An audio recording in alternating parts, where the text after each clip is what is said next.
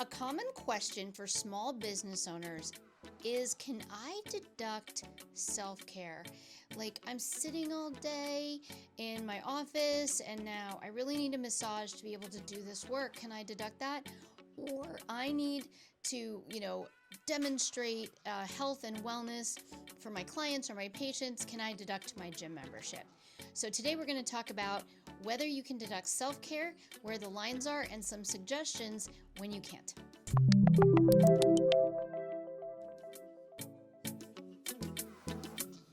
I'm Jenny Schottmiller from Simple Profit. I am a CPA as well as a licensed marriage and family therapist. Simple Profit offers tax, bookkeeping, as well as education support and coaching resources for small business owners. So let's talk about self-care. One of the common things that a business owner would like to deduct is something like massages or a gym membership.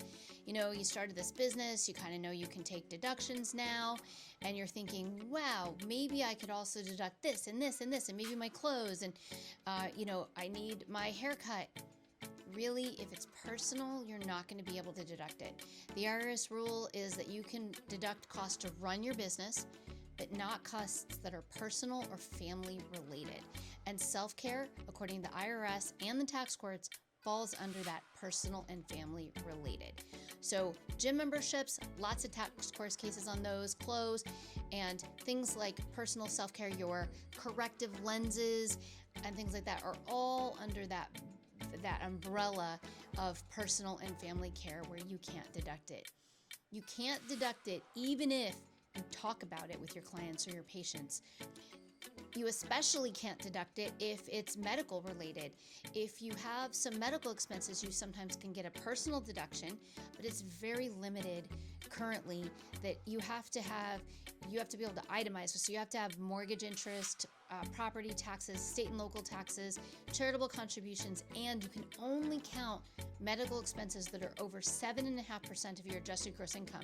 If all of those add up to more than the standard deduction, then you can count those few medical expenses that over that amount.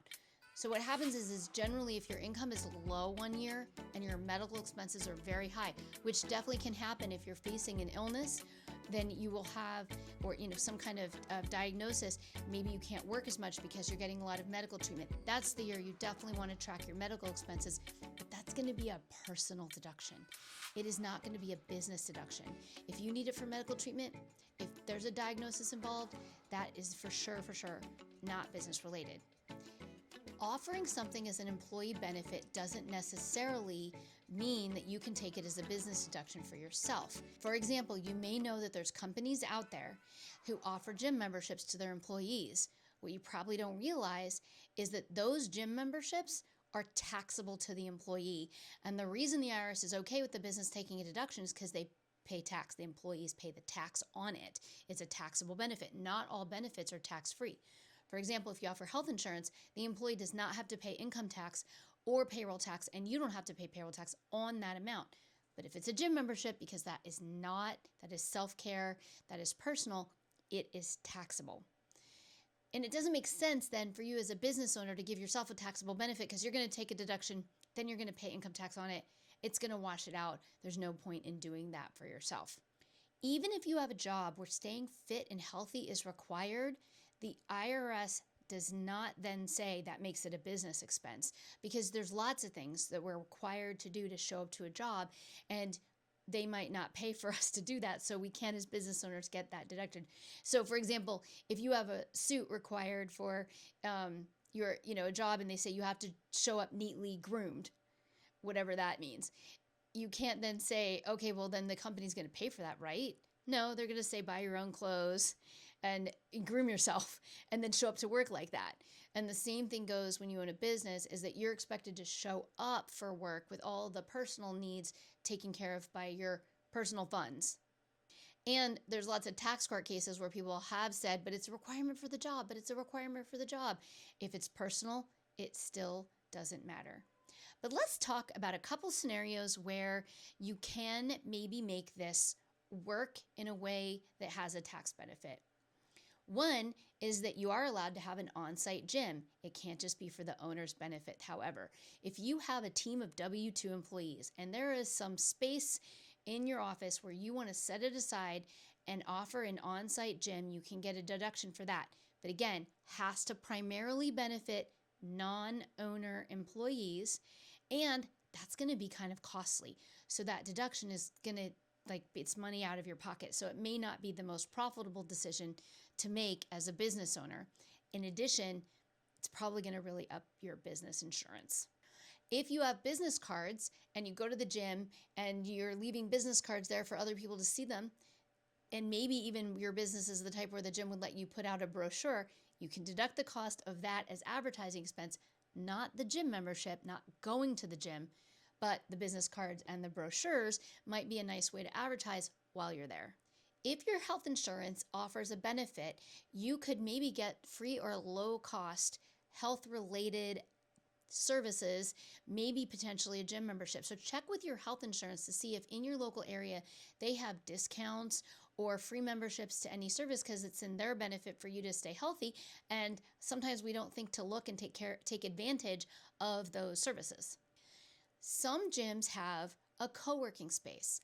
So I've been asked a few times about deducting that co-working space, because what you're really paying for then is to go to the gym and use the co-working space. What the IRS says about deductions that are both business and personal is you have to allocate the cost.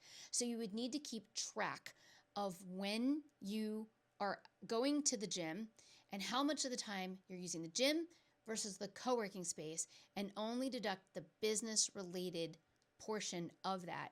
And this is if it's a gym. If it's actually an office that has a gym where you're renting space, let's say it's flex space or whatever your building that you rent an office space in, you're renting an office space, that's business related. Maybe they have a free gym you could use. That would be a great perk.